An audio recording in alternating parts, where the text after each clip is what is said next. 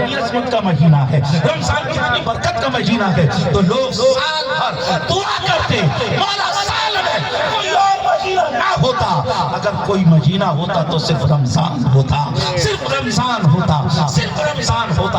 اب رمضان بہت بڑی نعمت، اب رمضان تو رخصت ہو گیا، رمضان چلا گیا۔ رمضان جانے کے بعد اب یہ خوشی کیسی منائی جا رہی ہے، یہ خوشی کیوں منائی جا رہی ہے، خوشی کس لیے منائی جا رہی ہے؟ ارے جب نعمت کوئی دور ہوتی ہے انسان خوش نہیں ہوتا، تو پھر عید کے دن خوشی کا سلسلہ کیسے؟ عزیزان محترم، عزیزان محترم، یہ خوشی کا سلسلہ ایسا ہے کہ جب کوئی مزدور جو ہے مزدوری کرتا ہے تو پھر اس کو تانا دیا جاتا ہے، اس کو مزدوری دی جاتی ہے۔ یہ در اصل یہ جو رمضان کا مہینہ تھا یہ اللہ کی عبادت کا مہینہ تھا، اللہ کی ریاست کا مہینہ تھا، ہم نے پورے مہینے عبادت کی۔ اب اس کے بعد اللہ کی طرف سے یہ روزداروں کے لیے عید کا تحفہ ہے۔ عزیزان محترم، یہاں سے یہ بات کو بھی کہا جاتا ہے کہ اگر انسان اپنی زندگی کو رمضان کی طرح بنا لے، رمضان کی طرح گزارے، وہ تمام چیزیں جو منع ہیں ان چیزوں سے وہ رک جائے، اور وہ تمام چیزیں جس کے کرنے کا حکم دیا گیا ہے انسان اگر ان چیزوں کو کرے، مطلب یہ ہے اگر انسان اپنی زندگی کو رمضان کی طرح کر لے گا تو اس کی موت جو ہے عید کی طرح ہوگی۔ جس طریقے سے عید پر خوشی ہوتی ہے اسی طریقے سے جب انسان اس دنیا سے جائے گا، اس دنیا سے رخصت ہوگا، تو سمجھ لو اسے خوشی محسوس ہوتی ہوئی نظر آئے گی، اسے خوشی ہوتی ہوئی نظر آئے گی۔ اس لیے کہ اللہ کے نبی نے ارشاد فرمایا الدنیا سجن المؤمن و جنت الکافر، یہ دنیا مومن کے لیے قید خانہ ہے، قید خانہ ہے۔ جس طریقے سے آدمی جو ہے قید خانے کے اندر زندگی گزارتا ہے تو اس کی زندگی کیسی ہوتی ہے آپ اندازے سے جانتے، آپ اچھے طریقے سے جانتے ہیں، نہ تو وہ اپنی مرضی سے کچھ کھا سکتا ہے، نہ وہ اپنی مرضی سے کچھ اور پہن سکتا ہے، نہ وہ اپنی مرضی سے گھوم سکتا ہے۔ اسی طریقے سے ایک مسلمان کی زندگی بھی اسی طریقے سے، نہ وہ اپنی مرضی سے کھا سکتا ہے، نہ وہ اپنی مرضی سے پہن سکتا ہے، نہ وہ اپنی مرضی سے سمجھ لیجیے کوئی اور کام کر سکتا ہے۔ وہ تمام کام جن کا اللہ نے حکم دیا ہے اگر وہ ان کو کرے گا تو سمجھ لیجیے اس کی زندگی صحیح طریقے سے جا رہی ہے، صحیح طریقے سے جا رہی ہے، اور اسی کے ساتھ ساتھ دنیا کے اندر اس کی زندگی قید خانے کی طرح ہے، اور جب وہ اس دنیا سے جاتا ہے تو سمجھ لیجیے وہ قید سے آزاد ہو جاتا ہے۔ کہا جاتا ہے نا، کون کہتا ہے کہ مومن مر گیا، کون کہتا ہے کہ مومن مر گیا، ارے قید سے چھوٹا وہ اپنے گھر گیا۔ عزیزان محترم، عزیزان محترم، بندہ مومن کا جب انتقال ہوتا ہے سمجھ لیجئے اسے بڑی خوشی حاصل ہوتی ہوئی نظر آتی ہے، بڑی خوشی ملتی ہوئی نظر آتی ہے، اور ایک مومن کے لیے جو موت ہے وہ کسی عید سے کم نہیں، اس لیے کہ موت کے بعد ہی قبر کے اندر رسول کریم صلی اللہ علیہ وسلم کا نظارہ ہوتا ہے، رسول کریم صلی اللہ علیہ وسلم کا دیدار ہوتا ہے۔ شیخ عبدالحق محدث دہلوی فرماتے ہیں کہ جب سے پتا چلا کہ قبر میں حضور کا دیدار ہوتا ہے سمجھ لیجئے مجھے موت سے محبت ہو گئی، مجھے موت سے پیار ہو گیا، مجھے موت سے عشق ہو گیا، اور کبھی کبھی تو لگتا پتہ نہیں موت کہاں جا کے مر گئی ہے، یہ موت کیوں نہیں آ رہی، کیونکہ اس موت پر ڈیپینڈ ہے حضور کا دیدار، حضور کی زیارت ڈیپینڈ ہے۔ آپ فرماتے ہیں کبھی کبھی تو ایسا لگتا ہے کہ کسی پھوٹی قبر میں جا کر لیٹ جاؤں تاکہ حضور کا دیدار ہو۔ آپ دیکھیے تو صحیح، آپ نے آج کپڑے بھی پہنے ہوئے، نئے کپڑے بھی پہنے ہوئے ہیں، آج آپ نے غسل بھی کیا ہوا ہے، آج آپ نے سمجھ لیجئے خوشبو بھی لگائی ہوئی ہے۔ اسی طریقے سے جب بندہ اس دنیا سے جاتا ہے اسے غسل بھی دیا جاتا ہے، اسے نیا کپڑا کفن کے طور پر پہنایا بھی جاتا ہے، اسے خوشبو بھی لگائی جاتی ہے، اس کی نماز جنازہ بھی پڑھی جاتی ہے۔ عزیزان محترم، ابھی آپ عید پڑھیں گے، امام آگے ہوں گے، سارے کے سارے لوگ پیچھے ہیں، مگر نماز جنازہ جو ہوتی ہے اس میں جنازہ آگے ہوتا ہے، امام پیچھے ہوتا ہے۔ وجہ کیا ہے؟ وجہ یہ ہے کہ اس مردے کو ہلکے میں نہ لینا، قبر میں سے حضور کا دیدار ہونے والا ہے، قبر میں سے حضور کا نظارہ ہونے والا ہے۔ ارے بندہ مومن کے لیے موت کسی عید سے کم ہم نہیں، اس لیے اس مردے کا اتنا اہتمام ہو رہا ہے کیونکہ حضور کا اسے دیدار ہونے والا ہے، حضور کا اسے نظارہ ہونے والا ہے۔ اسی لیے تو اعجاز خان ٹی وی نے کہا اس لیے موت پر اعجاز مرا کرتا ہے، قبر میں سرور عالم کا نظارہ ہوگا۔ وہ آپ سوچ رہے ہوں گے کہ خوشی کے لمحات اور یہ موت کا ذکر کر رہے ہیں، دراصل مومن کی جو زندگی ہے وہ موت کے وقت سے شروع ہوتی ہے۔ ہم یہاں امتحان کے لیے ہیں، اور آپ نے نہیں دیکھا ہوگا کہ کوئی امتحان ہال میں بیٹھ کر خوشیاں مناتا پھرے۔ جب امتحان ہال میں بیٹھتا ہے اس کی نظر کوسچن پیپر پر ہوتی ہے، اور سمجھ لیجئے وہ ایک ایک گھڑی ایک ایک لمحہ کام میں لاتا ہے اور اپنے پیپر میں لگ جاتا ہے۔ جو پیپر اچھے سے دیتا ہے اس کو پیپر کے بعد بڑی خوشی ہوتی ہے۔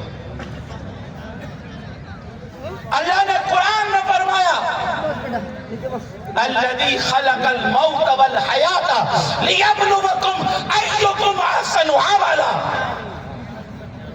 اللہ فرما رہا ہے کہ ہم نے موت اور زندگی کو اس لیے بنایا کہ تمہارا امتحان لے کون تم میں اچھے کام کر کر آیا، کون تم میں بہتر کام کر کے آیا۔ تو اس دنیا میں دراصل ہم ایگزام کی پوزیشن میں ہیں۔ جب آدمی ایگزام ہال میں ہوتا ہے تو خوشیاں نہیں مناتا، اسے خوشی کب ملتی ہے جب پیپر اس کا اچھے طریقے سے چلا جائے۔ تو اسی طریقے سے یہ دنیا دراصل ایک امتحان گاہ ہے، اور جس کا پیپر اچھا چلا جائے سمجھ لیجئے حقیقی خوشی اسی کو حاصل ہوتی ہے۔ تو اللہ کے نبی نے مدینے پہنچ کر فرمایا کہ اے لوگوں، اللہ نے تمہیں دو تہوار دیے، ایک عید الاضحیٰ اور ایک عید الفطر۔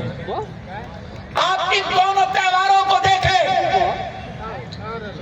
ایک رمضان کے بعد، رمضان جیسی مبارک عبادت اس کو کیا، اس کے بعد عید الفطر،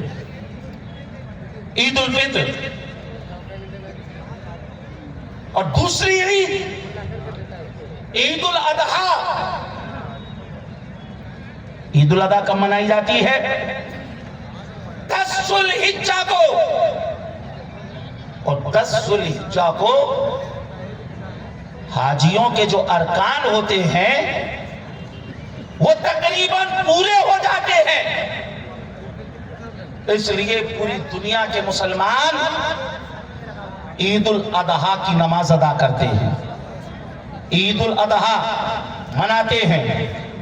تو پتہ چلا، معلوم ہوا عید الفطر بھی ایک عظیم عبادت کے بعد، اور عید الاضحیٰ بھی ایک عظیم عبادت کے بعد۔ اور آپ دیکھیں ان دونوں عیدوں کو دیکھیں، ان دونوں عیدوں میں نہ تو آپ کو ناچ گانا ملے گا، ان دونوں عیدوں میں نہ تو آپ کو شورگل ملے گا، ان دونوں عیدوں میں ایسا نہیں کہ کسی کو ڈسٹرب کیا جائے، پریشان کیا جائے۔ آپ دیکھیں آج لاکھوں مسلمان عید کی نماز ادا کرنے نکلیں گے، اور سکون شانتی کے ساتھ عید کی نماز ادا کر کے وہ اپنے گھروں پر پہنچیں گے۔ یہاں سے آپ کو اسلام کی خوبصورتی نظر آئی گی۔ ابھی یہاں اتنے لوگ موجود، سارے کے سارے ایک طریقے سے بیٹھے ہوئے ہیں۔ جب نماز ہوگی سارے ایک ساتھ نماز ادا کریں گے، اور اس کے بعد امن چین سکون شانتی کے ساتھ واپس اپنے گھر جائیں گے۔ اسلام نے ایسا نظام بنایا کہ آپ اپنے تہوار کو اس طریقے سے سیلیبریٹ کریں تاکہ آپ کی وجہ سے کسی کو ذرا بھی تکلیف نہ ہو، ذرا بھی پریشانی نہ ہو۔ عزیزان محترم، اب اللہ کے نبی صلی اللہ علیہ وسلم کی آپ عید کو دیکھیے کہ سرکار صلی اللہ علیہ وسلم نے عید کی نماز کس طریقے سے ادا کی۔ سرکار صلی اللہ علیہ وسلم عیدگاہ کے لیے روانہ، عید کی نماز پڑھنے کے لیے جا رہے ہیں۔ اللہ کے نبی صلی اللہ علیہ وسلم نے دیکھا کہ بچے کھیل رہے ہیں، عید کے دن جس طریقے سے بچے کھیلتے ہیں، لیکن سرکار نے دیکھا ایک بچہ جس کے بدن پر نہ تو اچھا لباس ہے، ایک بچہ جس کے سر میں نہ تو تیل ہے نہ کنگا ہے، وہ گمسم بیٹھا ہوا ہے۔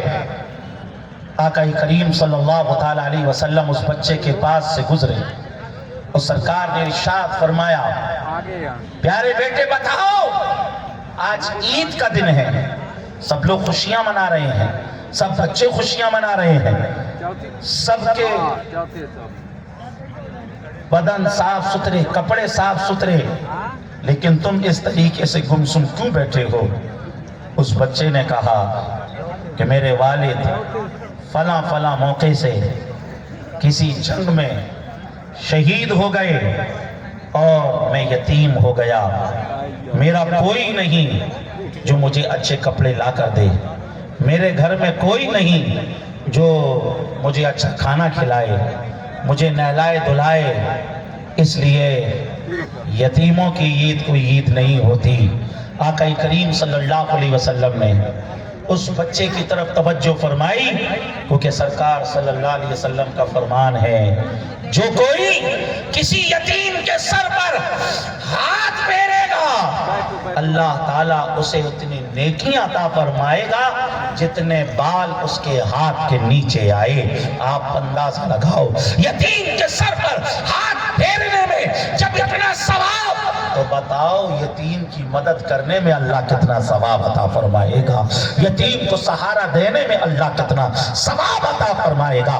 آقا کریم صلی اللہ علیہ وسلم نے اس یتیم سے کہا، آؤ چلو ہمارے گھر چلو، تمہاری عید اچھی ہوگی، کیونکہ سرکار صلی اللہ علیہ وسلم یتیموں کا خیال رکھتے تھے، یتیموں کا خیال کس انداز سے رکھتے۔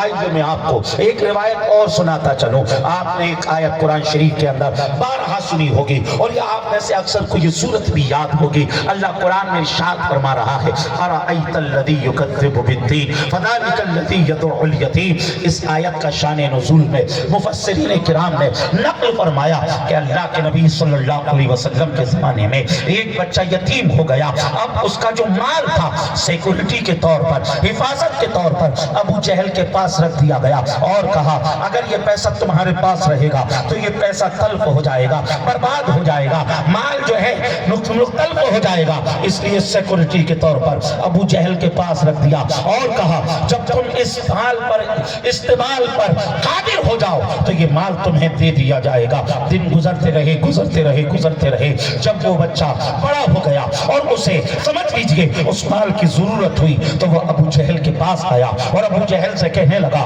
فلاں فلاں موقع سے ہم نے تمہیں مال دیا تھا، اب وہ مال مجھے واپس دے دو، کیونکہ اب مجھے اس کو استعمال کرنا ہے۔ ابو جہل نے منع کر دیا، اور اس کے بعد جو ہے اس کے ساتھ میں جو لوگ تھے انہوں نے کہا، ارے ابو جہل نہیں دے رہا تو کیا ہوا، جاؤ تو محمد صلی اللہ علیہ وسلم کے پاس جاؤ، وہ تمہارا پیسہ ان سے دلوائیں گے۔ اور انہوں نے پلاننگ کچھ اس طریقے سے کی کہ جیسے ہی محمد صلی اللہ علیہ وسلم آئیں گے تو پھر جو ہے ان کو یہ دے گا نہیں تو محمد صلی اللہ علیہ وسلم کی ہم ہنسی اڑائیں گے، ایسا پلان بنایا۔ اللہ کے نبی کی بارگاہ میں وہ یتیم بچہ پہنچا اور کہنے لگا، یا رسول اللہ آپ میرا پیسہ ابو جہل سے دلوائیں۔ آقا کریم صلی اللہ علیہ وسلم ابو جہل کے پاس پہنچے اور ابو جہل سے کہا کہ اس کا پیسہ تمہارے پاس جو حفاظت کے لیے رکھا گیا تھا، سیکورٹی کے لیے رکھا گیا تھا، آؤ اس کا پیسہ واپس کر دو، آؤ اس کا پیسہ دے دو۔ ابو جہل جلدی سے اندر گیا اور پیسہ لایا، اور پیسہ لانے کے بعد اس یتیم کے حوالے کر دیا۔ آقا کریم صلی اللہ علیہ وسلم تشریف لے گئے، وہ یتیم بھی وہاں سے چلا گیا۔ اور اسی کے ساتھ ساتھ ابو جہل کے ساتھ وہ جو لوگ تھے انہوں نے کہا ابو جہل کیا تو نے محمد صلی اللہ علیہ وسلم کے دین کو قبول کر لیا ہے؟ تو کہہ رہا تھا میں پیسہ نہیں دوں گا، پھر تو نے پیسہ کیسے دے دیا؟ تو نے تو بس، انہوں نے کہا اور جلدی سے گیا اور پیسہ لا کر دے دیا۔ آخر تو نے اتنی جلدی کیوں کی؟ تو کہہ رہا تھا میں نہیں دوں گا۔ ابو جہل نے کہا پلان تو وہی تھا، پیسہ میں دینا نہیں چاہتا تھا، لیکن میں نے کیا دیکھا، جیسے کہ محمد صلی اللہ علیہ وسلم نے کہا کہ اس کا پیسہ دو، میں نے سوچا میں منع کر دوں، پھر اچانک میں نے کیا دیکھا کہ دو لوگ محمد صلی اللہ علیہ وسلم کے بغل میں ہیں اور ان کے ہاتھوں میں نیزہ ہے، اور مجھے لگا اگر میں نے انکار کیا تو ان کا نیزہ ہوگا، میری گردن ہوگی، اس وجہ سے میں نے ان کا پیسہ واپس کر دیا۔ عزیزان محترم، یہاں سے کیا پتہ چلا، کیا معلوم ہوا؟ اللہ کے نبی صلی اللہ علیہ وسلم کمزوروں کا خیال رکھتے تھے، یتیموں کا خیال رکھتے تھے۔ سرکار صلی اللہ تعالیٰ علیہ وسلم عزیزان محترم اس کا پیسہ دلایا، اور پھر اسی کے ساتھ ساتھ وہ یتیم بچہ جو تھا آقا صلی اللہ علیہ وسلم اس سے کہنے لگے اے میرے پیارے بیٹے بتاؤ تو صحیح تمہیں کیسا لگے گا اگر تمہارے گارجین، تمہارے سرپرست محمد رسول اللہ ہو جائیں، تمہاری ماں حضرت عائشہ ہو جائیں، تمہارے بہن حضرت فاطمہ ہو جائیں، بتاؤ تمہیں کیسا لگے گا؟ اللہ کے نبی صلی اللہ علیہ وسلم عید کا دن ہے، اس یتیم بچے کو جیسے ہی اپنے گھر لے گئے، حضرت عائشہ سے کہا کہ اس بچے کو اچھے طریقے سے نہلاؤ، اس بچے کو اچھے طریقے سے کپڑے پہناؤ۔ کپڑے بھی پہنا دیے گئے، نہلا بھی دیا گیا، کنگا بھی کر دیا گیا، امام حسن امام حسین کے جوڑے میں اس بچے کو سجا دیا، اور اس کے بعد اللہ کے نبی صلی اللہ علیہ وسلم امام حسن امام حسین کو ساتھ میں لے کر اب سرکار صلی اللہ تعالیٰ علیہ وسلم جیسے ہی عیدگاہ کی طرف روانہ ہوئے، عیدگاہ کے لیے جانے لگے، امام حسن نے ایک انگلی کو تھاما، امام حسین نے دوسری انگلی کو تھاما۔ اب اندازہ لگاؤ آقا کریم صلی اللہ علیہ وسلم نے یتیموں کا کس طریقے سے خیال رکھا۔ آقا کریم صلی اللہ علیہ وسلم نے اس یتیم بچے کو اپنے کاندھوں پر بٹھا لیا اور فرمایا بیٹا حسن حسین تو پیدل چلیں گے مگر تم میرے کاندھوں پر بیٹھ کر چلو گے۔ آقا کریم صلی اللہ علیہ وسلم اس انداز سے جیسے ہی اسے سمجھ لیجئے میں عیدگاہ پر لے گئے، اب وہ بچہ خوش ہو گیا، اس کے پاس جو ہے نئے کپڑے بھی آ گئے، اچھے کپڑے بھی اس نے پہن لیے اور صاف ستھرا اس کا چہرہ ہو گیا، سر میں تیل کنگا بھی ہو گیا۔ بچوں نے کہا بتا تو صحیح تو اس طریقے سے گمسم بیٹھا ہوا تھا، اچانک اب یہ تیرے پاس اچھے کپڑے اور یہ سارا ماحول کیسے ہو گیا؟ تو اس نے کہا بات دراصل ایسی ہے عزیزان محترم۔ تو ان بچوں نے بھی کہا کاش ہمارے باپ بھی انتقال کر جاتے اور جو نعمت اس کو حاصل ہوئی ہے کاش یہ نعمت ہمیں بھی حاصل ہو جاتی۔ پتہ چلا، معلوم ہوا عید کے دن غریبوں کا خیال رکھا جائے۔ آپ دونوں عیدوں کو دیکھیں، چاہے عید الفطر ہو عید الاضحیٰ ہو، دونوں عیدوں میں غریبوں کا خیال رکھا جاتا ہے۔ عید الفطر میں نماز عید ادا کرنے سے پہلے صدقہ فطر دیا جاتا ہے۔ کس کو دیا جاتا ہے؟ غریبوں کو دیا جاتا ہے۔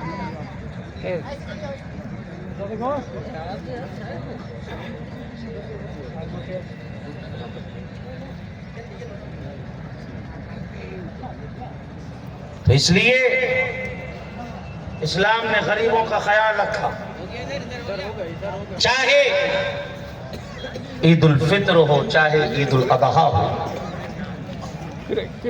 دونوں میں غریبوں کا خیال۔ عید الفطر کی نماز ادا کرنے سے پہلے صدقہ فطر ادا کیا جائے، صدقہ فطر دیا جائے تاکہ غریب کی عید بھی اچھی طریقے سے بن جائے، ایک غریب بھی عید کی خوشیوں میں شامل ہو جائے۔ تو سرکار نے فرمایا جو صدقہ فطر ادا نہ کرے گا اس کی رمضان کی عبادت زمین و آسمان کے درمیان معلق رہے گی۔ اور اسی کے ساتھ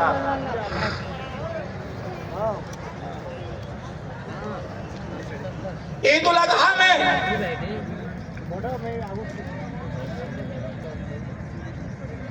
وہ مسلمان جو قربانی کرتے ہیں ان کو حکم دیا کہ آپ اپنے قربانی کے جانور کے گوشت کے 3 حصے کریں، ایک اپنے لیے رکھیں، ایک دوستوں کے لیے، ایک غریبوں کے لیے۔ تو چاہے عید الاضحیٰ ہو یا عید الفطر ہو، دونوں عیدوں میں غریبوں کا خیال رکھا گیا۔ اور اسی کے ساتھ عید کی نماز جب ادا کرتے ہیں، نہا دھو کر، صاف کپڑے پہن کر، خوشبو لگا کر، یہاں سے اسلام نے ہمیں یہ سبق دیا کہ صاف صفائی کا بھی خیال رکھیں۔ اللہ کے نبی نے فرمایا الطہور نصف الایمان، صفائی آدھا ایمان۔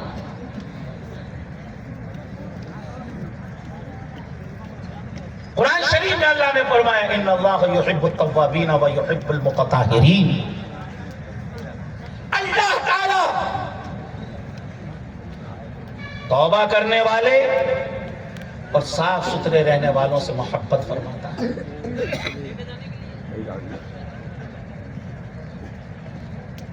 تو صاف ستھرے رہیں، اپنے گھروں کو صاف ستھرا رکھیں۔